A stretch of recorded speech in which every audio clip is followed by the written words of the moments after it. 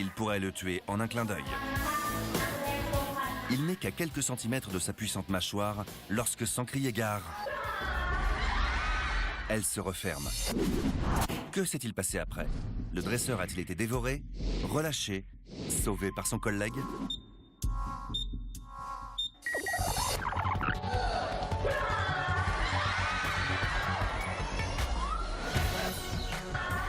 Il a eu de la chance d'être relâché aussi vite.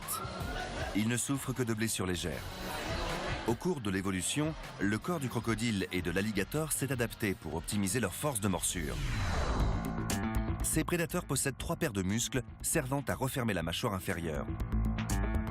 Leur cœur à 4 cavités permet d'alimenter efficacement les muscles en oxygène. Leur mâchoire peut exercer une pression de 1200 kg par centimètre carré, soit 3 fois plus que celle d'un lion ou d'un tigre. Si vous tentiez de l'ouvrir de force, cela vous demanderait autant d'efforts que de soulever une voiture.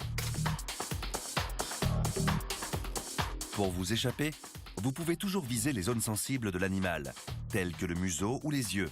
Et si vous êtes vraiment désespéré, plongez la main dans sa gorge pour faire entrer de l'eau dans les poumons. Quant à la raison pour laquelle le dresseur a survécu, supposons simplement que le crocodile n'avait pas faim. Les crocodiles et les alligators n'ont besoin de manger que tous les 2 ou 3 mois. Lorsqu'ils n'ont pas faim, ils ne chassent pas.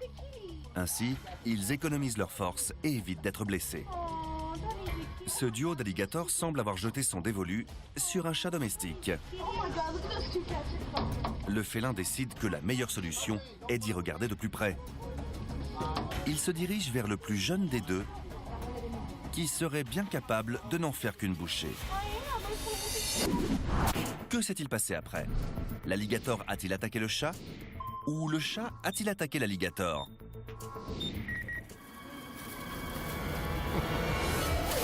Voilà un chat qui en a dans le ventre. Il a peut-être triomphé de son adversaire, mais ne suivez pas son exemple. Face à ce genre de reptile, mieux vaut garder ses distances. Tout de suite, un dérapage à peine contrôlé. Une bouteille explosive et un poisson mordeur.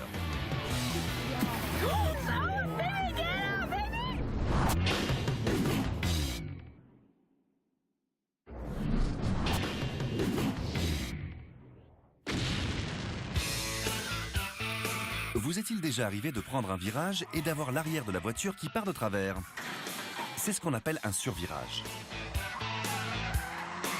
Et c'est fortement déconseillé à grande vitesse. À moins que vous ne participiez au ballet de voitures qui zigzaguent et sentent bon le caoutchouc brûlé, nommé le drift. Ce sport automobile fait de plus en plus d'adeptes. Il consiste à trouver un subtil équilibre entre la glissade contrôlée et l'adhérence, tout en décrivant une trajectoire courbe. Savoir drifter, cela veut dire contrôler son véhicule, même lorsque les pneus n'adhèrent plus à la route. Et cela demande beaucoup d'entraînement.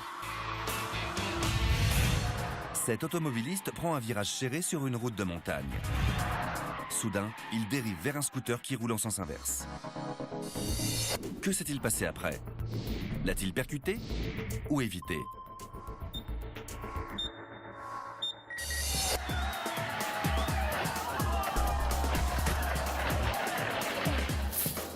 Scooter 1, voiture 0. Il perd le contrôle de sa voiture et s'écrase contre la paroi. Pour garder le contrôle, le secret réside dans la gomme des pneus. Lorsqu'une roue tourne, la face extérieure de la chape se déplace plus vite que la face intérieure. La première glisse, tandis que la seconde adhère à la route. Si l'on accélère un peu, la voiture commence à se diriger dans une autre direction que les roues. C'est ce qu'on appelle l'angle de dérive. Si l'on accélère encore, les pneus n'adhèrent plus à la route et le véhicule drift. Mais le phénomène ne se limite pas au virage. Il peut aussi se produire en ligne droite. Novembre 2013. Le circuit El Mirage dans le désert californien de Moab. Le pilote Brian Gillespie tente de battre un record de vitesse. Son objectif? Dépasser 322 km/h. Jusqu'ici, tout va bien. Il est sur le point d'atteindre 290 km/h. Mais soudain, l'arrière de la voiture se met à déraper.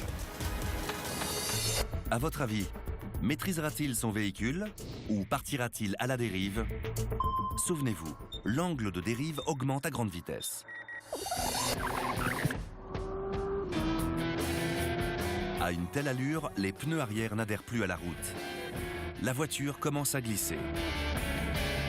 Elle part de côté et les flancs des pneus accrochent. La voiture se renverse.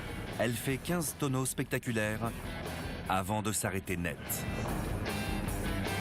Par miracle, Brian ne souffre que d'un pneumothorax et de multiples contusions.